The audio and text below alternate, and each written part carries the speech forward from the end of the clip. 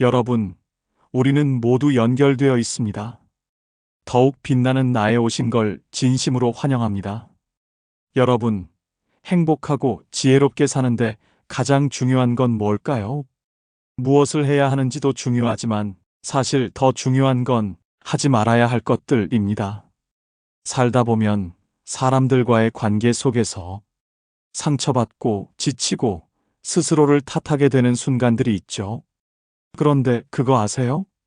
우리 마음의 평화를 무너뜨리는 건 대부분 우리가 하지 말아야 할 일들 때문입니다. 오늘은 인간관계를 지키고 마음의 평화를 얻기 위해 절대 하지 말아야 할 9가지를 알려드릴게요. 지금 바로 시작합니다. 첫 번째, 3가지는 절대 참견하지 마세요. 우리는 누구나 타인의 삶에 관여하고 싶어 합니다. 특히 사랑하는 사람일수록 더 그렇죠. 이렇게 하면 더 잘 될 텐데, 그건 조금 잘못된 것 같은데, 같은 마음이 들 때 그저 바라보기만 하기엔 답답하고 안타까운 순간도 많습니다. 그런데 아세요? 참견은 때로 관계를 더 가깝게 만드는 것이 아니라 오히려 멀어지게 만들기도 합니다. 왜냐하면 우리가 아무리 좋은 의도를 가졌다고 해도 상대방에게는 그것이 내가 잘못하고 있다는 묵직한 메시지로 들릴 수 있기 때문입니다. 그럼에도 우리는 왜 참견하게 될까요? 이유는 간단합니다. 내가 옳다는 믿음, 그리고 상대를 돕고 싶다는 본능 때문입니다. 하지만 이 2가지가 언제나 좋은 결과로 이어지는 건 아닙니다. 사랑과 관심이라는 이름으로 감싸인 참견은 타인의 자유를 침해하고 관계를 어색하게 만들 수 있습니다. 타인의 선택에 손대려 하지 마라. 우리 모두는 각자의 속도로 살아갑니다. 누군가는 천천히 걸으며 풍경을 즐기고 누군가는 빠르게 달리며 목표를 향해 나아갑니다. 그들의 속도가 우리와 다르다고 해서 그 길이 잘못된 것은 아닙니다. 다산 정약용은 이렇게 말했습니다. 화를 가라앉히고 마음을 길들이는 것이 곧 나를 지키는 길이다. 이 말은 비단 나 자신에게만 적용되는 것이 아닙니다. 타인의 삶도 조용히 지켜봐 줄 줄 아는 여유가 필요합니다. 한 친구가 새로운 사업을 시작한다고 상상해 보세요. 그런 친구에게 그거 잘 될까? 너무 위험한 거 아니야? 라는 말을 건네면 그는 열정을 꺼내놓기조차 두려워할지도 모릅니다. 하지만 정말 멋진 도전이야. 나는 내가 해낼 거라 믿어라고 말하면 어떨까요? 이 한마디가 친구에게는 용기와 확신을 심어줄 겁니다. 타인의 선택을 존중한다는 것은 그들의 삶을 있는 그대로 인정하고 지지하는 것입니다. 누군가가 자신의 선택으로 빛나는 순간을 볼 수 있는 기쁨을 느껴보세요. 그것이 관계를 더 따뜻하게 만드는 첫걸음입니다. 불완전함을 존중하라. 우리는 종종 타인에게 완벽을 기대합니다. 아이에게는 공부를 더 잘하길 바라고 배우자에게는 더 세심하고 완벽한 사람이 되길 원합니다. 그러나 완벽을 강요할수록 상대방은 더 위축되고 멀어지게 됩니다. 진정한 사랑과 존중은 불완전함을 있는 그대로 받아들이는 데서 시작됩니다. 예를 들어 아이의 성적표를 보면서 왜 이 과목은 점수가 낮아? 라고 묻는 대신 내가 이만큼 노력했구나. 정말 대단해 라고 말한다면 아이의 자존감은 오히려 높아질 것입니다. 그 한마디가 아이에게 더 큰 성취의 동기가 될 수 있습니다. 이건 부부 사이에서도 마찬가지입니다. 배우자가 집안일을 하다가 실수를 했다면 이걸 왜 이렇게 했어? 라고 지적하기보다는 수고했어. 당신이 해줘서 정말 고마워. 라고 말해보세요. 완벽하지 않아도 괜찮다는 메시지는 상대방의 마음을 따뜻하게 감싸고 관계를 더 깊게 만듭니다. 불완전함을 존중하는 것은 단순히 이해의 문제가 아닙니다. 그것은 관계의 신뢰를 쌓아가는 가장 큰 힘입니다. 내 시선으로 판단하지 마라. 참견의 가장 큰 문제는 내 기준으로 상대방을 평가한다는 점입니다. 내가 옳다는 믿음은 때로 상대를 압박하고 그들에게 내가 바라보는 틀에 맞추라는 강요로 느껴질 수 있습니다. 장자는 이렇게 말했습니다. 세상은 너의 시선이 아니라 그들의 시선에서 만들어진다. 이 말처럼 우리는 상대방의 시선에서 세상을 보려는 노력이 필요합니다. 동료가 갑작스레 회사를 그만두겠다고 했을 때 왜 그렇게 성급해? 라고 묻는다면 그 동료는 자신의 결정을 옳다고 설명해야 한다는 부담을 느낄 수 있습니다. 하지만 그동안 얼마나 고민이 많았을까? 라고 물어보세요. 이 질문은 그들의 선택을 존중하고 더 깊은 대화를 이어가는 계기가 됩니다. 우리가 할 일은 그들의 시선을 이해하려고 노력하는 것입니다. 판단보다 공감을 선택할 때 관계는 자연스럽게 성장합니다. 참견을 멈춘다는 것은 단순히 간섭을 하지 않는 것을 넘어섭니다. 그것은 타인의 삶을 존중하고 그들이 스스로의 힘으로 인생을 살아갈 수 있도록 묵묵히 응원해 주는 것입니다. 관계는 참견으로 가까워지는 것이 아니라 존중으로 단단해집니다. 우리가 참견을 멈추고 그 자리에 신뢰와 믿음을 채운다면 우리의 관계는 더욱 깊고 아름다워질 것입니다. 여러분, 오늘부터 이 세 가지 참견을 멈춰보세요. 그리고 그 자리에 따뜻한 믿음과 존중을 놓아보세요.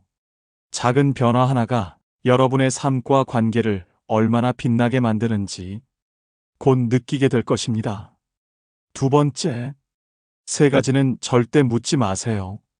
우리는 누구나 다른 사람의 삶이 궁금합니다. 특히 가까운 사람일수록 더 많은 것을 알고 싶고 서로의 삶을 더 깊이 이해하고 싶어지죠. 하지만 아세요? 우리가 던지는 어떤 질문들은 단순히 대화를 위한 것이 아니라 상대방에게 내가 판단받고 있다는 불편함을 줄 수도 있습니다. 어쩌면 사랑과 관심이라는 이름으로 던진 질문이 상대방에게 깊은 상처를 남길 수도 있죠. 사람들은 각자의 방식으로 살아갑니다. 하지만 우리는 종종 그들의 방식이 궁금하기보다는 내 기준에 맞는지를 묻곤 합니다. 이런 질문들이 누군가의 마음에 벽을 만들고 관계를 서서히 멀어지게 만든다는 것을 아시나요? 오늘은 우리가 관계에서 절대 묻지 말아야 할 세 가지 질문에 대해 이야기해 보려고 합니다. 이 질문들을 멈추면 여러분의 관계가 훨씬 더 편안하고 따뜻해질 겁니다. 사람의 가치를 숫자로 묻지 마라. 우리는 종종 숫자로 사람을 판단하려는 경향이 있습니다. 너네 집 몇 평이야? 월급은 얼마나 돼? 차는 뭐 타? 이런 질문들은 겉으로 보기엔 단순한 호기심처럼 보일 수 있습니다. 하지만 그 안에는 상대를 비교하거나 평가하려는 시선이 숨어 있죠. 사람의 가치는 결코 숫자로 설명될 수 없습니다. 집의 크기, 연봉의 액수, 차의 브랜드 같은 겉모습이 그 사람의 진짜 모습을 대변할 수 없기 때문입니다. 법정 스님은 말했습니다. 소유의 크기가 아닌 존재의 깊이가 삶을 채운다. 우리가 물어야 할 것은 상대의 삶에 담긴 진정성과 행복입니다. 숫자가 아니라 그 사람의 마음과 이야기를 들여다보세요. 예를 들어 친구에게 너네 집 몇 평이야? 라고 묻는 대신 요즘 집에서 가장 행복했던 순간은 뭐야? 라고 물어보세요. 이 질문은 비교 대신 공감을, 불편함 대신 따뜻함을 남깁니다. 대화를 나누고 싶다면 요즘 가장 행복했던 순간은 뭐야? 최근에 내가 가장 자랑스러웠던 일은 뭐야? 이런 질문은 상대의 내면을 더 깊이 들여다보는 대화로 이어집니다. 숫자가 아닌 그 사람만의 이야기를 듣는 것이 더 의미 있는 관계를 만들어줍니다. 이유를 묻기보다 마음을 들여다봐라. 왜 그렇게 했어? 라는 질문은 흔히 대화의 시작처럼 들립니다. 하지만 그 질문 속에는 상대방의 판단이나 결정을 의심하는 뉘앙스가 담겨 있습니다. 사람은 자신이 내린 선택이 존중받기를 원합니다. 그 선택의 결과가 어떻든 그 안에는 그 사람만의 고민과 이유가 있었을 테니까요. 하지만 왜 그렇게 했어? 라는 질문은 그 모든 과정을 지워버리고 상대방이 자신의 선택을 방어해야 하는 상황으로 몰아넣습니다. 결국 그 질문은 대화의 문을 열기보다 닫아버리게 됩니다. 장자는 말했습니다. 말의 뿌리는 마음에 있고 마음의 뿌리는 삶에 있다. 우리가 정말 알고 싶어야 하는 것은 그 선택의 이유가 아니라 그 선택을 하게 만든 마음입니다. 예를 들어, 친구가 갑작스레 직장을 그만두었다고 말했을 때, 왜 그런 결정을 했어? 라고 묻는 대신, 그때 어떤 마음이었는지 듣고 싶어. 라고 말해보세요. 이런 질문은 상대의 마음을 존중하고 그들의 진심을 들을 수 있는 길을 열어줍니다. 그때 어떤 마음이었는지 듣고 싶어. 그 선택을 할 때 많이 고민했겠지? 이렇게 말하면 상대는 자신의 이야기를 부담 없이 풀어낼 수 있습니다. 그들의 선택을 존중하며 진심을 이해하려는 태도는 더 깊은 대화로 이어질 것입니다. 정답을 묻지 말고 확신을 나눠라. 이게 맞아? 라는 질문은 겉보기에는 단순한 확인처럼 보입니다. 그러나 그 말 속에는 상대방의 선택이나 판단을 의심하는 뉘앙스가 담겨 있습니다. 사람들은 누구나 자신의 결정을 인정받고 싶어 합니다. 하지만 이런 질문은 그들에게 내가 지금 잘못된 길을 가고 있는 걸까? 라는 불필요한 불안을 심어줄 수 있습니다. 장자는 말했습니다. 길은 걸어가는 사람의 것이며 다른 이가 정답을 줄 수 없다. 그들의 길이 낯설고 다르게 보이더라도 그 안에는 그들만의 이유와 확신이 있습니다. 예를 들어, 동료가 새로운 프로젝트를 시작한다고 말했을 때, 그게 괜찮을까? 라는 말 대신, 너라면 충분히 해낼 거야. 그 선택이 정말 기대돼. 라고 말해보세요. 이 말은 그들에게 확신과 용기를 심어줍니다. 너라면 충분히 해낼 거야. 그 선택이 어떤 변화를 가져올지 기대돼. 이처럼 믿음을 담은 말은 상대방에게 확신과 용기를 심어줍니다. 우리가 던지는 말 한마디가 그들의 발걸음을 더 힘차게 만들 수 있다는 것을 잊지 마세요. 묻지 않는다는 것은 침묵을 의미하지 않습니다. 그것은 상대를 온전히 존중하고 믿는다는 의미입니다. 우리가 던지는 질문이 단순한 호기심인지 아니면 상대에게 신뢰를 주는 질문인지 생각해 보세요. 사적인 질문은 때로 비교와 불편함을 만들고 심리적 질문은 상대를 위축시킬 수 있습니다.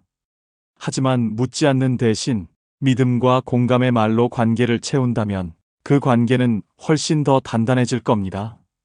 오늘부터 이 세 가지 질문을 멈추고 그 자리에 따뜻한 응원과 존중의 마음을 담아보세요. 여러분의 진심 어린 한마디가 관계를 더 깊게 만들고 삶을 한층 밝게 물들일 것입니다. 세 번째, 세 가지는 절대 욕심 부리지 마세요. 욕심, 누구에게나 있는 자연스러운 마음입니다. 더 많이 갖고 싶고 더 좋은 것을 누리고 싶다는 바람은 사람이라면 누구나 느끼는 감정이죠. 하지만 아세요?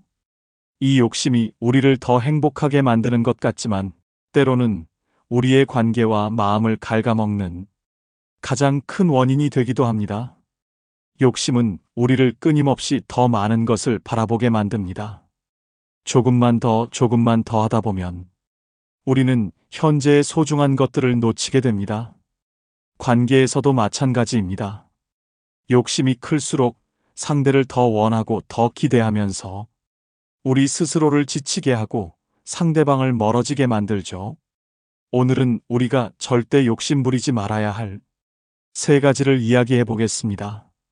이 작은 실천이 여러분의 삶을 얼마나 풍요롭고 평화롭게 바꿀지 곧 느끼게 될 것입니다. 사람을 소유하려는 욕심을 말아라. 사랑하는 사람을 더 가까이 두고 싶고 내가 원하는 대로 움직여주길 바라는 마음. 그것이 과연 진짜 사랑일까요? 아니면 소유하려는 욕심일까요? 우리는 종종 사랑이라는 이름으로 상대를 소유하려 합니다. 부모는 자녀가 자신의 기대에 부응하길 바라고, 연인은 서로를 통제하려 하며, 친구조차도 내가 원하는 방식으로 행동해 주길 바라죠. 하지만 그런 욕심은 진정한 사랑이 아닙니다. 사랑은 소유가 아니라 자유를 주는 것이기 때문입니다. 장자는 말했습니다. 사랑한다면 묵구려 하지 말고 날개를 달아주어라. 이 말은 진정한 사랑의 본질을 담고 있습니다.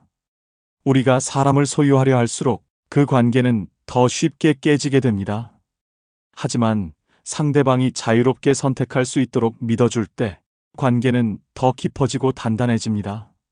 내가 행복하다면 나도 행복해. 너의 선택을 믿고 응원해.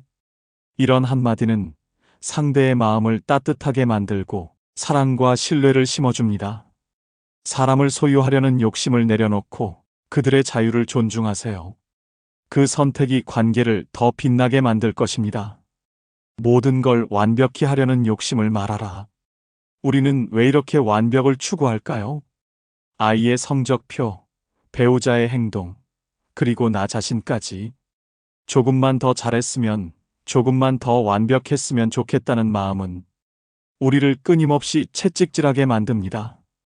하지만 완벽을 추구할수록 우리의 마음은 점점 더 피폐해지고 타인에게도 끝없는 부담을 주게 됩니다. 완벽하지 않아도 괜찮다는 마음을 가질 때 우리는 비로소 진정한 평화를 느낄 수 있습니다. 법정 스님은 말했습니다.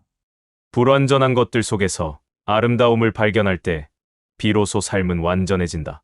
이 말처럼 완벽을 내려놓으면 우리의 삶과 관계는 더 편안하고 따뜻해집니다. 예를 들어 아이가 시험에서 낮은 점수를 받았다고 해봅시다.